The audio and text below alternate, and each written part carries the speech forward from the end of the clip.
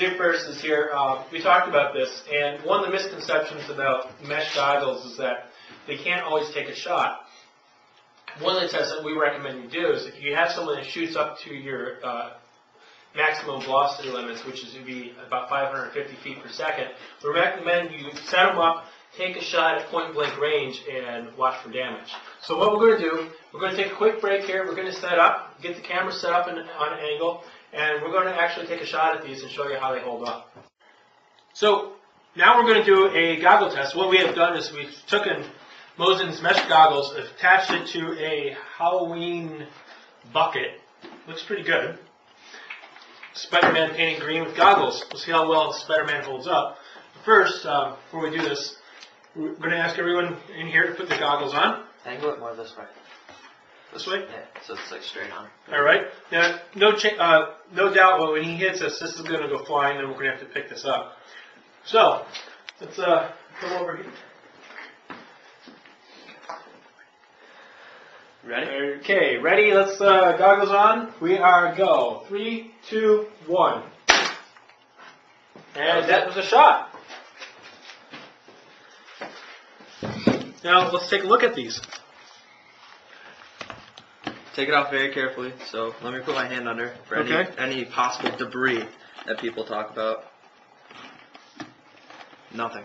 Nothing. Now I do notice though, we can take our goggles off here. The BB didn't go through, but it did put a dent in the goggles here. Yeah. And you need to remember, this is a 560 FPS rifle at, what, 3 feet, if that? Yeah, point blank range. So essentially. You know, honestly, if someone was to put their gun in my face that close and pull the trigger, they're going to get an ass kicking. Just about, yeah. Not just by me, but probably by everyone else on the field too. But the good thing is, your eyes will be safe. safe. But you know that this is going to protect you. So awesome. Yeah. Okay, we're going to be right back, and we'll continue on what it takes to build a ghille.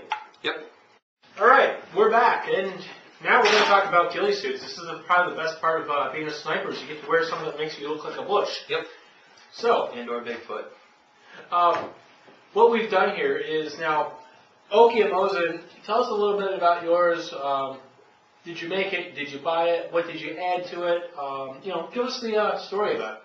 Go ahead. Well, I bought this ghille suit here. This is a varmint hunter ghille suit in desert, which a lot of people I notice when they see me at an event, they'll be like, "Hey man, your ghille suit's not going to work here. I mean, look at it out all winter and stuff." And I'm like, you can have your opinion about it.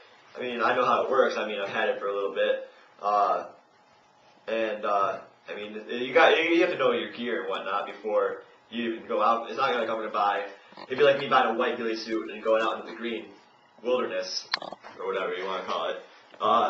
But a lot of people are surprised when they see Mosin and I in a hide, or, they won't see us, hopefully.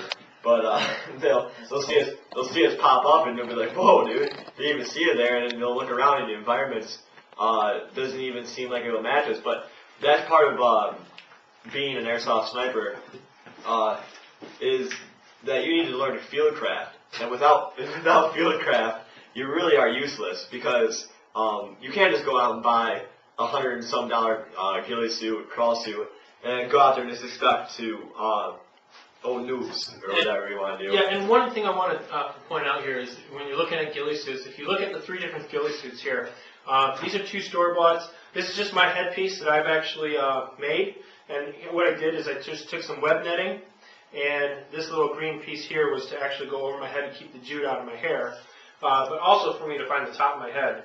So when you put it on, it will hang over your face, but you can see through here.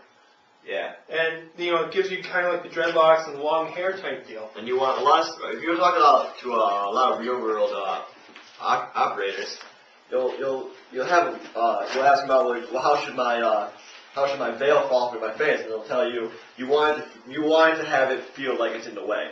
So I always keep mine in my face, and then if I need to, I'll brush it away for a little bit to get a good field of view. But here's an example of how it falls in my face here. Now, while Oakey's putting this on, one thing I want to point out is that you will not see You will not see any black in any of our ghillies. Again, because black is a negative.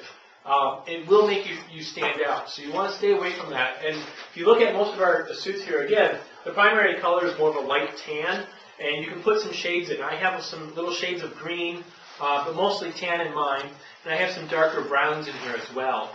Now, Mosin over here has got some jute in here that makes his look like actual grass, and it stands up, even as if with his ghillies laying down. Yeah, this is Hessian. Yeah. Hessian. Razzia. Razzia. Now, Mosin, where did you get this stuff? Well, you can go to tacticalconcealment.com and you can find it for $13 a bag, or you can go to Joanne Fabrics and find the same exact bag for $2.99. So you're saying the fabric store is probably your best bet to get this stuff? Yeah. Now, I know I got my burlap for, I think it was $2.50 a yard at a fabric store. Yeah, that's about what mine is. So, as you can see, now, Oakey's got his, getting there. I'm getting there. All right. Well, as you can see here, it's in my face, and not so sure if you can see my face. That's face paint sport, after all. But as you can see, it's in my face. I can still see clearly enough out of it, so whereas I put my scope up to my eye to get the field, like to see my target and whatnot, I can have it almost kind of like a girl would, I guess, if you want to say it like that, out of my eyes, so I can have that field of view. But my rifle, my ghillie suit is still over the other half of my face. And when I'm in a stock, I don't even, when I have my goggles on, it kind of, it's like up like this, most of the time.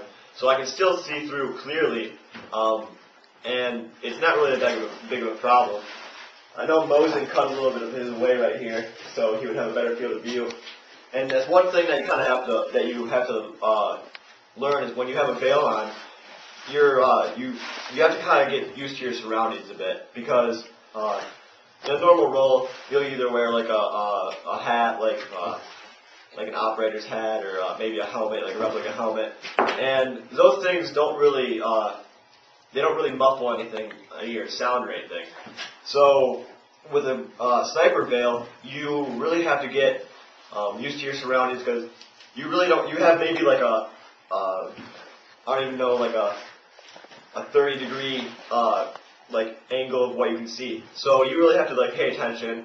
And what I find myself doing is I look at the ground. I don't have the best eyesight in the world, which is something that really hinders me when I play this role. So I'll just look at the ground, and since my eyesight's gotten bad, they said that my hearing's gotten better. So I can just listen for unnatural sounds, like unnatural movement of like patrols or something during the game, and I can usually find where their position is. So that really helps me. It's different with everybody though. Now while these guys have their ghillies on, they look like something from Bigfoot. And really, I mean, it does make you look like a big bush. Now, one thing I wanted to talk about real quick is how to make a ghillie. And how I did is I just took some burlap here, and I strung it out, like for instance here, and then I pulled it apart. Now, probably one of the easiest ways of doing that, and then you can paint it. Like I have a piece here, it's painted green, and what I'll do is I'll tie this in somewhere into my ghillie, and then I'll actually pull these pieces out to fray it up, so you don't have that look. Now, again, this headpiece here just came from just a piece of burlap, and I just painted it, tied it in, and there you go. Now, another thing you might want to do is, if you're dealing with burlap, is you can take those extra strings that you get, and these make really great, I'd say, ghillie dressing around your rifle. Oh yeah. Yeah. You know, you throw that around, and it just looks like a bush. Especially, do we have a rifle around here? Yeah, go grab your rifle. Yeah.